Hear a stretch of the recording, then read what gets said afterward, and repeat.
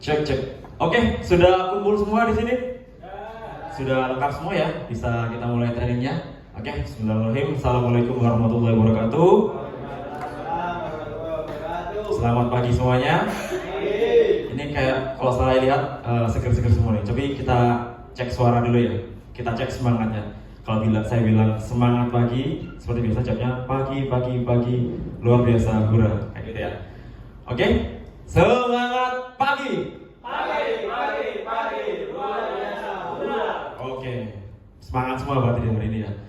Oke, terima kasih waktunya teman-teman semua hadir di training hari ini. Sehat semuanya hari ini? Alhamdulillah sehat semuanya. Oke, sebelum kita mulai, saya akan menunjukkan satu video. Nanti saya akan menunjuk salah satu dari teman-teman untuk menjelaskan apa sih yang bisa kita ambil dari video kali ini gitu. Jadi silakan ditonton dulu.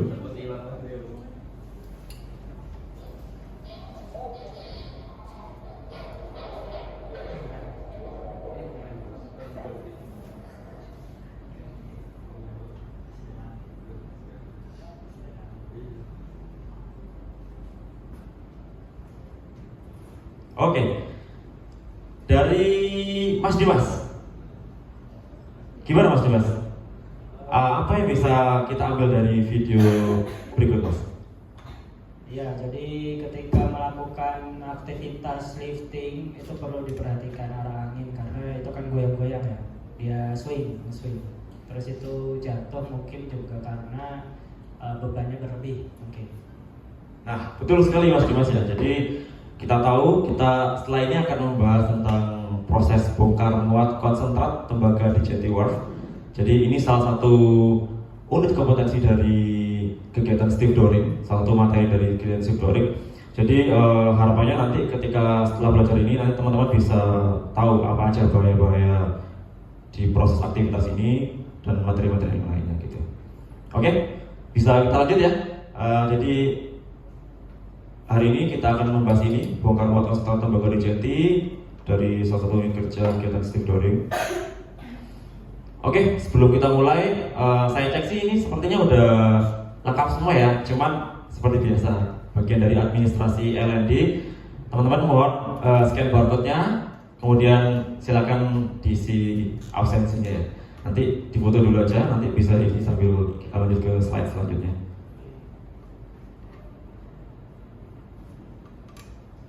Oke, sudah semua di scan? Oke ya, kita lanjut. Oke, karena saya lihat di sini ada beberapa teman-teman yang baru ya, jadi saya sedikit perkenalan. Mungkin beberapa ada yang belum kenal. Jadi nama saya Muhammad Vicky Digriansyah, biasa dipanggil Vicky. Jabatan di sini sebagai Supervisor Material Handling. Untuk historical pendidikan, saya lulusan S1 di Teknik Material dan Metalurgi ITS Surabaya. Di bawah ada nomor telepon saya sama email saya. Monggo kalau teman-teman mungkin pengen nanya-nanya sesuatu di luar training ini, silakan bisa kontak langsung ke nomor atau email saya. Terbuka, silakan. Atau mungkin ada yang mau tanya sebelum kita lanjut? Gak ada? Mas Dimas? Mas Dani? Oke, bisa sedikit menanyakan ya Mas Vicky terkait dengan apa tadi persepsi ya gitu. Ya.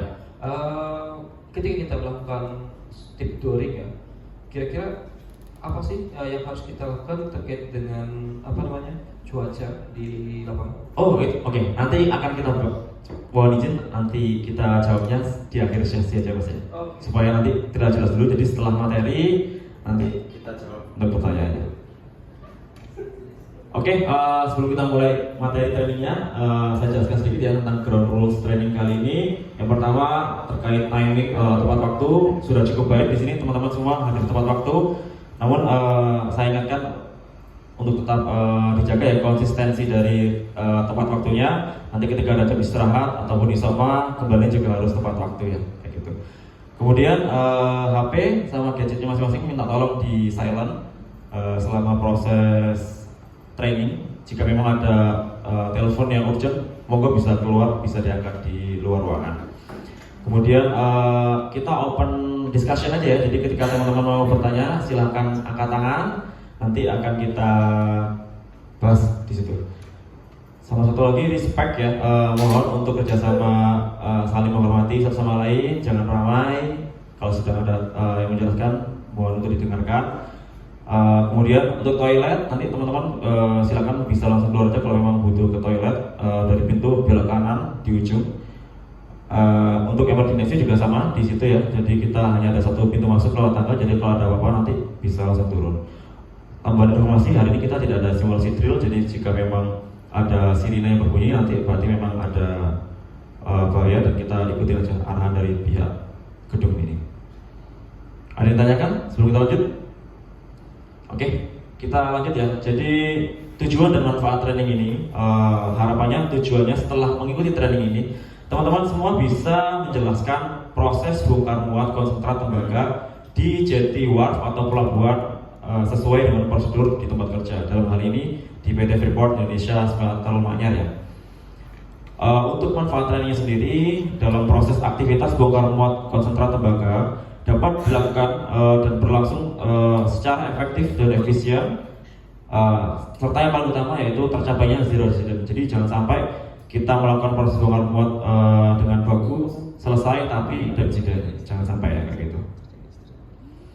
Oke, masuk ke materi inti ya teman-teman. Jadi teman-teman bisa lihat di layar, ini ada gambar ilustrasi untuk proses alur dari bongkar muat konsentrat.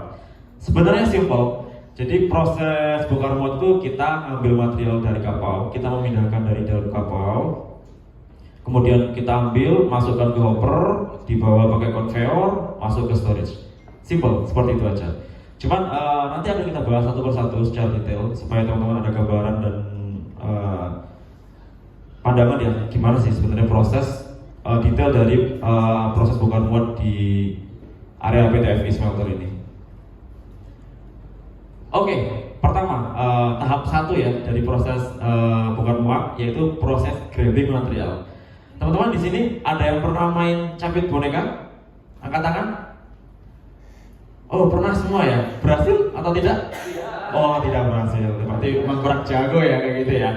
Oke, jadi prinsipnya sama seperti main capit boneka. Jadi grabbing material ini seperti yang kita sudah pelajari di minggu lalu ya, ada namanya equipment ship unloader. Jadi dia yang bertugas untuk mengambil material dari kapal ke konveyor. Nah, ship unloader ini ada banyak jenisnya.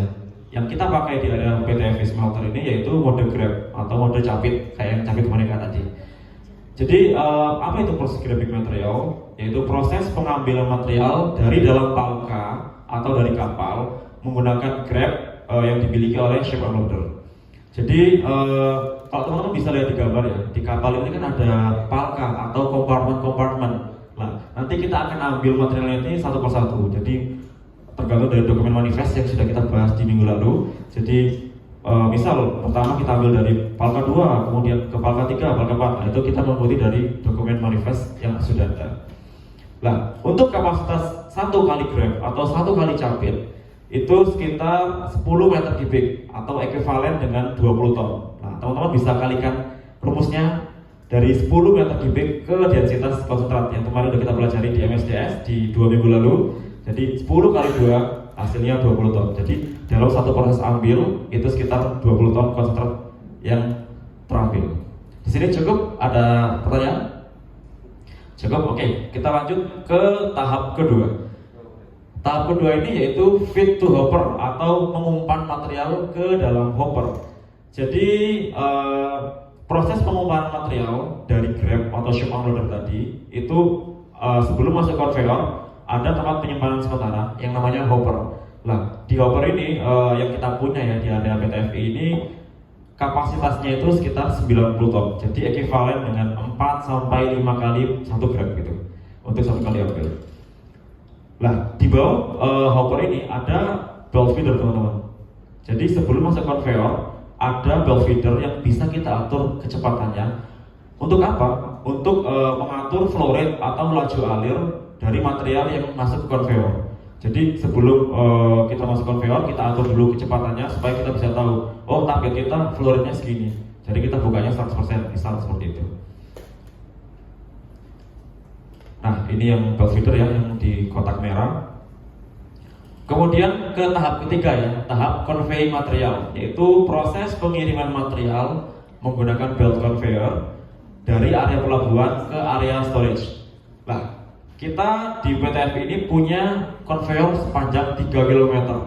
Jadi kalau teman-teman harus ngecek, ya berarti teman-teman harus jalan kaki sekitar 3 km ya. Ya lumayan jaraknya ya kalau untuk jalan kaki ya. Sedangkan untuk kecepatan conveyor yang kita set dalam proses operasional itu sekitar 2,5 meter per second. Di sini ada pertanyaan sebelum kita lanjut? Oke, kita lanjut dulu ya. Ke tahap terakhir atau tahap keempat, yaitu proses stacking. Jadi apa itu stacking? Yaitu proses penumpukan dan penyimpanan material di dalam storage. Jadi kita jatuhkan material dari conveyor dari atas, kita tumpuk sampai ketinggian tertentu. Dalam hal ini kita ketinggian 10 meter. Kemudian setelah selesai proses alurnya selesai gitu ya. Kita pindah gudang kayak gitu. Untuk kapasitas gudang kita sendiri yang kita punya itu sekitar 120.000 ton. Jadi itu ekivalen dengan satu proses operasi dalam 1 bulan. Jadi masih ingat ya, tadi ada 4 tahapan. 1 grabbing, 2 hopper, feed to hopper, ketiga conveyor, yang keempat stacking. Oke, mantap. Lanjut ke pembahasan selanjutnya, yaitu parameter dan target operasional. Sebenarnya simple. Apa target dari proses bongkar muat ini? Sebenarnya bisa dibongkar materialnya dari kapal ke storage dengan aman. Itu cukup sebenarnya. Cuman kita pengen proses pengiriman material ini kan berjalan dengan efektif ya dan efisien. Makanya kita ada target desain dari manajemen dan dari alatnya sendiri bahwa kita set flow rate rata-rata atau laju alir material yang jalan di conveyor ini harus di atas 900 ton per jam. Jadi jangan sampai di bawah itu. Karena kalau sampai di bawah itu bisa jadi jadwal pembongkaran kapal ini molor dari jadwal yang sudah kita tentukan di awal kayak gitu. Tentunya yang nomor 2 ya, seperti kita bahas sebelumnya bahwa kita pengen proses aktivitas ini berjalan lancar tanpa insiden. Makanya nanti kita pelajari setelah ini untuk bahaya-bahaya apa yang ada di aktivitas ini supaya harapannya ketika proses bongkar muat selesai ini aman semua, selamat semua, nggak ada insiden sama sekali gitu. Yang terakhir yaitu pembahasan resiko bahaya, faktor bahaya. Ada 4 resiko bahaya di aktivitas ini. Yang pertama, tenggelam. Seperti kita tahu ya, kita ini bongkar muat di pelabuhan, di tengah laut, maka potensi tenggelam ini sangat tinggi. Oleh karenanya ketika teman-teman bekerja di area pelabuhan, wajib menggunakan life vest atau pelampung yang disediakan. Karena ya meskipun ada yang bisa berenang gitu ya, tapi kalau memang kondisinya urgent, ya siapa tahu bisa panik, kena ombak, akhirnya jadi tenggelam. Nah, itu kita harapkan. Jadi wajib menggunakan life vest di pelabuhan. Kemudian seperti kita lihat di video pertama tadi ya, ada bahaya operasi pengangkatan. Jadi kalau ada pengangkatan di atas, maka di bawah ini haram untuk bisa dilewati orang-orang gitu ya. Sehingga ketika nanti operasional sedang dilakukan, ketika sedang ada proses pengangkatan, maka nggak boleh ada orang jalan di bawah situ. Karena apa? Karena ini tadi bahayanya. 1, bisa kejatuhan material atau bahkan kejatuhan alatnya, jangan sampai gitu ya. Makanya ketika proses pengangkatan, area sekitar akan kita barricade, jadi orang nggak boleh sembarangan masuk kecuali yang berwenang di area tersebut. Yang ketiga, resiko bahaya yaitu terperangkap dan remuk. Jadi teman-teman bisa tahu sendiri ya, conveyor ini kan benda berputar, panjangnya 3 kilo. Jadi kalau amit-amit teman-teman kegiles atau terperangkap remuk, ya jangan sampai gitu ya. Makanya semua unit conveyor kita lindungi ya dengan side cover, top cover. Kemudian ketika ada masalah, kita harus ada force dulu atau switch off dari electrical device-nya supaya mesinnya mati, kita gubok, jadi orang nggak bisa asal menyalakan gitu. Jadi aman untuk proses perbaikan. Sama yang terakhir yaitu terpapar bahan berbahaya kronis. Seperti kita tahu ya di MSDS minggu lalu bahwa konsentrat ini senyawanya masih ada yang ingat? Senyawa konsentrat apa? CuFeS4. Nanti bisa dibaca lagi ya, di MSDS bahwa Ada copper, ada ferrit, ada sulfur. Lah, di dalamnya juga ada beberapa bahan berbahaya ya, kayak arsen, ada lead atau timbal. Makanya berbahaya sebenarnya. Ketika teman-teman lah sedang melakukan proses operasional, maka wajib menggunakan respirator, gimana?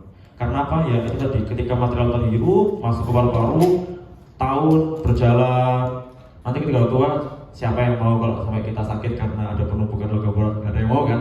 Makanya kita provide semua APD sesuai dengan standar. Harapannya bukan cuma untuk dipajang, tapi untuk dipakai sehari-hari.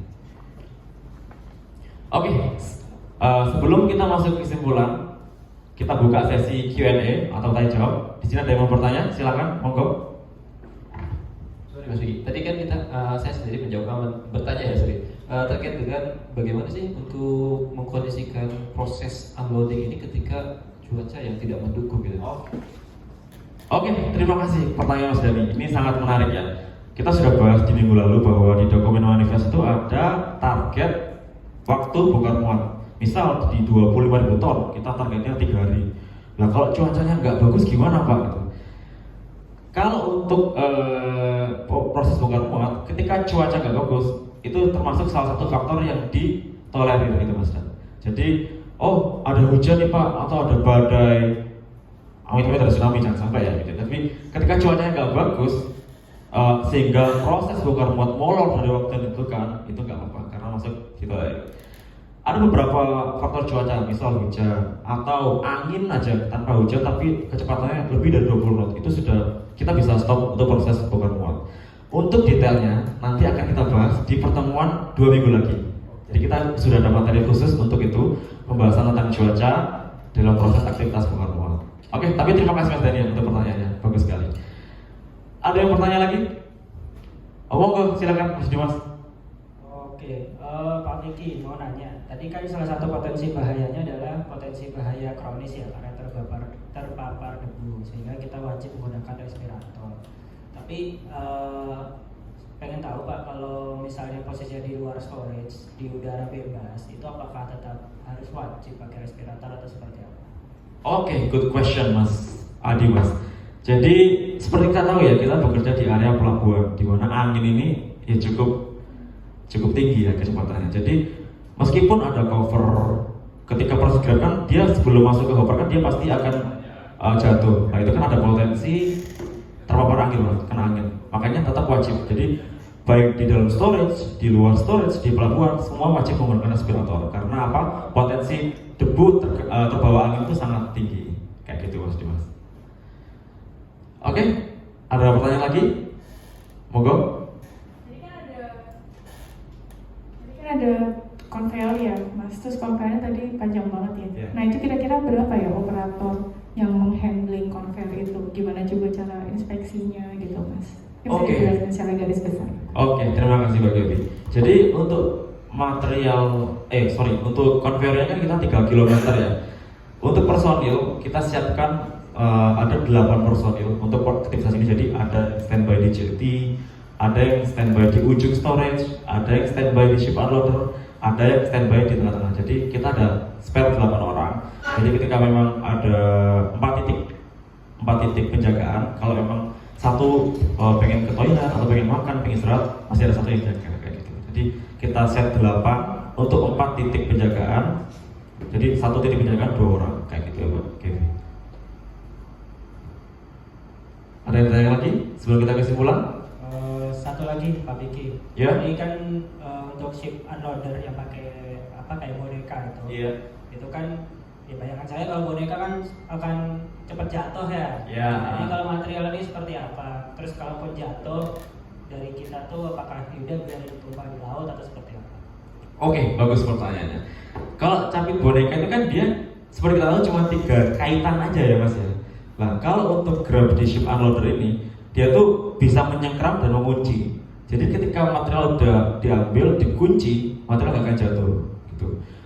Ambil-ambil kalau biar ngambil dan jatuh, nggak apa-apa. Karena dari kapal ke pelabuhan itu ada plat namanya spillage plate atau plat yang fungsinya untuk menahan jatuh material. Jadi ketika terbawa, kena angin mungkin jatuh masih aman, nggak jatuh ke laut karena ada plat yang memang tugasnya untuk menampung material-material tumpahan itu. Oke, cukup? Oke, kesimpulannya ya kita bahas satu-satu. Jadi yang pertama, dari flow proses bongkar muat konsentrat tembaga ada 4 tahapan. Masih ingat ya? 1. Grabbing material, 2. Umpan atau feed ke hopper, 3. Conveying material, yang keempat stacking. Kemudian target operasional tadi udah lihat ya. Jadi kita set untuk pengiriman itu di 900 ton per jam. Kemudian yang terakhir resiko bahaya ada 4 tadi ya. 1. Tenggelam, 2. Terperangkap dan remuk, 3. Operasi pengangkatan, dan yang terakhir terpapar benda berbahaya kronis. Oke, bisa dimengerti? Sebelum kita akhiri, kita review sedikit nih. Sebutkan tahapan dalam proses bongkar muat konsentrat secara berurutan. Nomor 1 apa? Grabbing, hopper feeding, conveying, dan stacking. Benar semua ya? Wah ini berarti jago-jago ini, berarti sangat ini ya, mendengarkannya dengan bagus gitu. Oke, yang kedua, berapa kecepatan konveyor saat beroperasi? 2,5 meter per second, betul. Sama yang terakhir yang ketiga, sebutkan resiko bahaya dalam aktivitas bongkar muat. Tadi ada berapa? Ada 4. 1. Tenggelam, ya, operasi pengangkatan, terperangkap, beremuk, dan paparan bahaya kronis. Oke, karena saya lihat jago-jago semua ya, jadi saya minta tolong kita lanjut ke evaluasi atau post test. Silakan bisa di scanning untuk barcode di layar, silakan diisi. Harapan saya bisa dapat 100 semua ya, karena kayaknya tadi jago-jago nih jawabannya.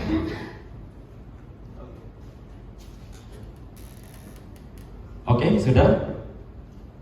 Oke, tugas tambahan ya. Nah, kayaknya teman-teman di sini tuh sangat pengen aktif gitu ya, makanya kita kasih tugas tambahan supaya bahagia setelah pulang dari training. Jadi tadi kita sudah belajar tentang grabbing material ya. Tolong berikan contoh atau metode atau alat lain yang bisa digunakan dalam proses bongkar muat. Jadi selain pakai grab tuh ada cara lain nggak sih dalam proses bongkar muat di pelabuhan itu? Kemudian setelah tahu, coba bandingkan kelebihan sama kekurangannya dari metode yang tadi dengan metode yang kita punya di JT Freeport, yaitu pakai Grab. Nanti minta tolong dikumpulkan tugasnya dalam bentuk PDF, bisa dikirim ke email saya di mtgria@fmi.com, paling lambat tanggal 20 April 2026 ya. Di copy? Oke, di copy ya. Oke, sebelum kita tutup, seperti biasa kita minta feedback trainingnya dulu. Silakan di scanning dan diisi. Atau teman-teman ada feedback atau saran, silakan. Mungkin makanannya kurang enak kah, atau materinya kurang panjang, atau penyampaiannya kurang jelas, silakan bisa diisi di feedback training.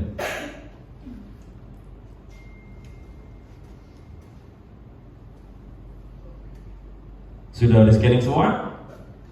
Sudah diisi? Oke, terima kasih. Cukup untuk presentasi training hari ini. Jangan lupa ya, tugas tambahannya dikerjakan. Nanti kita ketemu lagi di minggu depan. Kita akan lanjut ke unit KUK yang selanjutnya. Jadi minta tolong dipelajari. Nanti juga akan saya kirimkan SOP untuk materi training selanjutnya. Nanti bisa dibaca-baca teman-teman dulu. Nanti secara detail akan kita bahas di training sebelumnya. Oke, terima kasih untuk waktunya teman-teman dan semangatnya. Semoga bermanfaat ilmunya. Mohon maaf jika ada salah kata maupun ucapan yang mungkin menyakiti ya. Terima kasih. Wassalamualaikum warahmatullahi wabarakatuh.